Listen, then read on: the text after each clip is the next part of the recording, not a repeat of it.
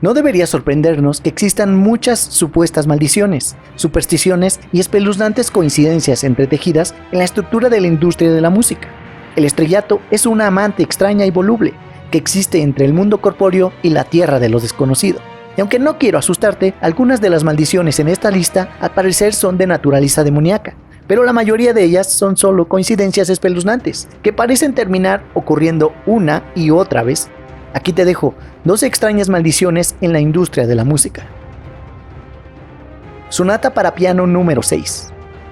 La sonata para piano número 6 fue compuesta en 1911 por Alexander Scriabin y según su biografía, es una de las pocas piezas que Scriabin nunca tocó en público, porque sentía que era una pesadilla turbia, inmunda y traviesa. A menudo comenzaba a temblar después de tocar algunas notas para otras personas. La pieza consta de un solo movimiento, que generalmente dura entre 11 y 12 minutos. El estado de ánimo de la pieza está marcado como Mysterious por el compositor, pero lo más sorprendente son los repentinos momentos de horror que interrumpen su atmósfera onírica, marcada explícitamente por una oleada de terror por Scriabin. Los pasajes finales son coloridos y debilitados, como un preludio elaborado de Debussy, pero al final se liberan fuerzas más oscuras. El acorde Electra de Richard Strauss aparece en la sonata, lo que le otorga una cualidad de pesadilla que el acorde místico de Scriabin no podría proporcionar solo. ¿A ti te parece espeluznante? Led Zeppelin. Poco después de formarse se corrió el rumor de que 3 de los 4 miembros, Page, Plant y Bonham, habían hecho un trato fáustico con el diablo por el estrellato y que desde entonces sus vidas estaban malditas. Robert Plant y su familia estuvieron involucrados en un accidente automovilístico grave que dejó a Plant incapaz de caminar sin ayuda durante algún tiempo después. Más tarde, Plant sufrió la muerte repentina de su hijo Karak por un virus estomacal no identificado. Page casi desaparece por sus luchas con la adicción y Bonham falleció por algunos de los mismos tipos de problemas en 1980, terminando efectivamente con Led Zeppelin como grupo. Jones, que se dice que no entró en el pacto faustiano, quedó relativamente ileso ante el cese de las actividades del grupo. La Ouija de Bone Thugs and Harmony. Bone Thugs and Harmony es un grupo de rap estadounidense. Consiste en los raperos Bizzy Bone, Wishbone, Lazy Bone, Crazy Bone y Flesh Bone. ¿Alguna vez te has preguntado por qué tantos artistas que rapearon con Bone Thugs fallecieron el mismo año en que se publicaron sus versos? Bone Thugs es el único grupo que ha trabajado con Tupac, Notorious Big, Eazy-E y Big Pun mientras todavía estaban vivos. Bueno, estos tipos definitivamente lo hicieron bien. Para resumir, antes de que Bone Thugs llegara a buen puerto, usaron una tabla Ouija para predecir su futuro y de alguna manera terminaron vendiendo sus almas para alcanzar la fama. Luego, por alguna razón, comenzaron a dar pistas sobre la venta de almas antes mencionada y cualquier persona que rapeó con ellos falleció. Tal vez tenga algo que ver con la encrucijada. John Lennon y el número 9. En lo que respecta al número 9, John Lennon estaba maldito. Nació el 9 de octubre de 1940 en Liverpool y su banda fue descubierta fortuitamente el 9 de noviembre de 1961. Los Beatles tocaron en el show de Ed Sullivan el 9 de febrero de 1964. Lennon conoció a Yoko Ono el 9 de noviembre de 1966. Claro, todas esas cosas suenan bastante bien, pero luego las cosas comienzan a dar un giro más oscuro. El grupo se convirtió en The Beatles en 1960 y Lennon se fue en 1969, 9 años después. En abril de 1969 cambió su nombre a John Ono Lennon.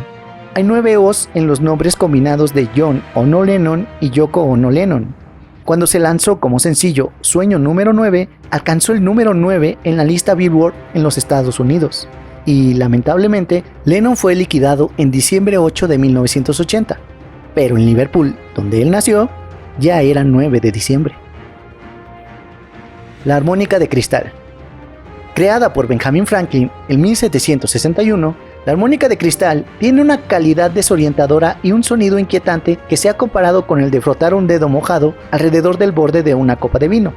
En el siglo XVIII abundaban los rumores extraños de que el uso del instrumento causaba que los músicos y sus oyentes se volvieran locos. Un musicólogo alemán observó un ejemplo de los supuestos efectos de tocar la armónica de cristal. La armónica estimula excesivamente los nervios, sumerge al intérprete en una depresión persistente y, por lo tanto, en un estado de ánimo oscuro y melancólico. que es un método adecuado para la autoaniquilación lenta. Si sufres algún trastorno nervioso, no debes tocarla. Si aún no estás enfermo, no debes tocarla en exceso. Si te sientes melancólico, no deberías tocarla o toca solo piezas edificantes. Escúchala si te atreves. El encendedor blanco. Si tienes un encendedor blanco en el bolsillo, probablemente deberías tirarlo ahora mismo o dárselo a tu enemigo. Un mito común dice que cualquiera que use un encendedor blanco está maldito, posiblemente hasta su final. Pero, ¿qué tiene esto que ver con la música? Bueno, una superstición popular de la cultura pop sostiene que un encendedor desechable Bic blanco es de mala suerte. Si bien hay muchas razones por las cuales la gente cree esto, la razón más comúnmente ofrecida es que, supuestamente, varios miembros del Club de los 27, de los que ya te hablé en otro video, incluidos Kurt Cobain, Jimi Hendrix, Janis Joplin y Jim Morrison, todos supuestamente tenían este producto en sus bolsillos cuando murieron.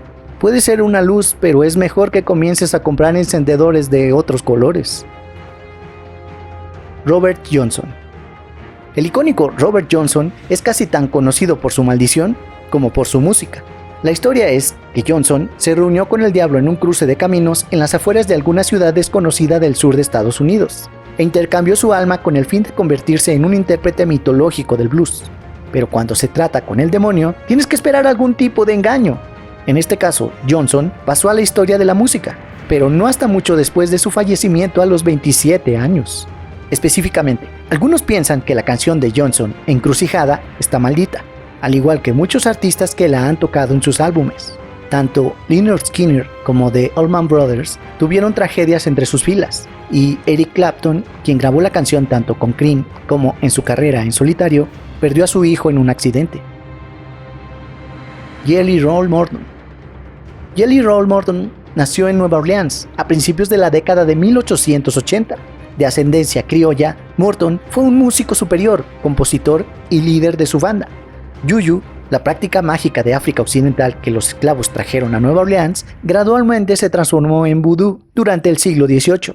La madrina de Jelly, Eulalie Echo, una criolla de habla francesa, supuestamente sacrificó el alma de Jelly a Satanás como parte de un ritual de magia negra.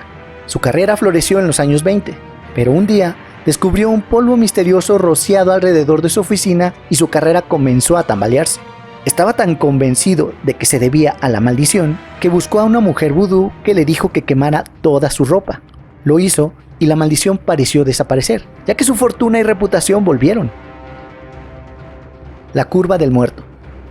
Muchos pueblos estadounidenses han sido el hogar de una curva del muerto, un tramo sinuoso del camino tan traicionero que ha sido, en la leyenda o en la realidad, el escenario de numerosos accidentes y se ha cobrado la vida de varios conductores incautos o insensatos que desafiaron sus curvas a una velocidad demasiado alta.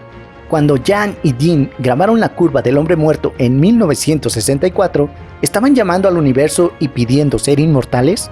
¿O simplemente estaban cantando una extraña canción pop sobre una curva cerca de Bel Air, al norte del Drake Stadium de UCLA, que acabó con un montón de gente? Cualquiera que sea la razón, casi fueron reclamados por la maldición de la curva del hombre muerto en 1966, cuando Jan sacó su Stingray de la carretera, casi terminando con su vida. La maldición de Buddy Holly. Como ya te he comentado en otros videos, el 3 de febrero de 1959 se conoce comúnmente como el día que la música murió, porque Buddy Holly, Ritchie Valens y Big Bopper estuvieron juntos durante el accidente de avión que resultó fatal para los tres. También es conocido como el comienzo de la maldición Buddy Holly, ya que muchos músicos y otras personas que conocieron a Holly se han encontrado con prematuras muertes desde ese día. Ronnie Smith, el vocalista contratado para reemplazar a Holly en la gira, se registró en una clínica mental después de la última actuación y terminó su vida unos años más tarde.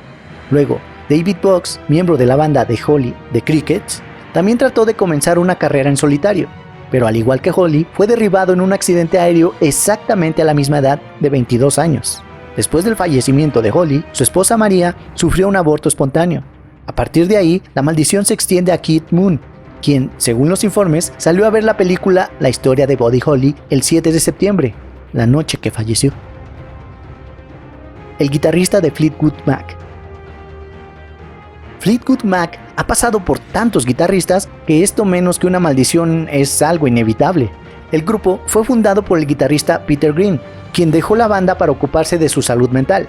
Luego, el guitarrista Jeremy Spencer se fue poco después. En 1972, el entonces guitarrista Danny Kirwan comenzó a actuar de manera extraña durante un concierto en la víspera de su gira, golpeándose la cabeza contra la pared y luego insultando a la banda desde el público. Más tarde falleció, después de extensos problemas con su enfermedad mental. Tiempo después, el guitarrista Bob Weston sufrió un aneurisma fatal en 2012. Y más tarde, ese mismo año, el guitarrista Paul Wesh acabó con su vida después de recibir noticias de que nunca volvería a caminar. Sonata El Trino del Diablo. Dicen que los sueños son ventanas al alma y los medios a través de los cuales esa alma nos habla y nos da un vistazo al conocimiento y las ideas que nos eluden durante nuestras horas de vigilia. Hay algunos que dicen que podemos aprovechar algún tipo de fuente interna de creatividad a través de los sueños, y otros que dicen que incluso pueden ser portales a otros mundos o dimensiones más allá de nuestro reino de vigilia, o incluso de nuestra realidad. Supuestamente, el compositor Giuseppe Tartini soñó que el demonio se le apareció e hizo un pacto por su alma. Inmediatamente después de despertarse, agarró su violín e intentó en vano recrear la música que escuchó en su sueño, la cual se convirtió en la sonata para violín en sol menor. Durante el resto de su vida creyó que la sonata era la mejor canción que había compuesto. Aún así, algunos músicos de orquesta creen que esa canción está maldita.